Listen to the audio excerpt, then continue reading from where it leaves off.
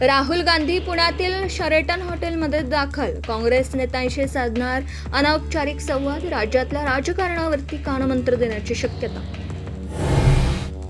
पुण्यामध्ये आज संध्याकाळी राहुल गांधींची तोफ धडाडणार. बहुचर्चित छात्रों की गूंज या कार्यक्रमाकडे देशाचं लक्ष. विद्यार्थ्यांच्या समस्या जेन आंदोलनावरून केंद्र आणि राज्य सरकारवर करणार हल्लाबोल.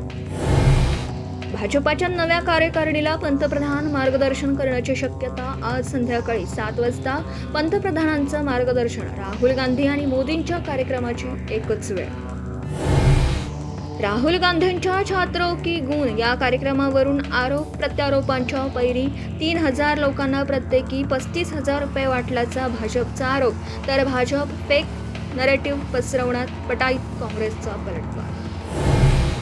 छात्रों की गूंज या कार्यक्रमाआधीचा पुण्यातला म्हणजेच काँग्रेसचा इव्हेंट मॅनेजमेंट. मुख्यमंत्र्यांचा हल्लाबोल. तर कार्यक्रमामध्ये अडचणी आणण्याचा भाजपचा प्रयत्न. काँग्रेसचा आरोप.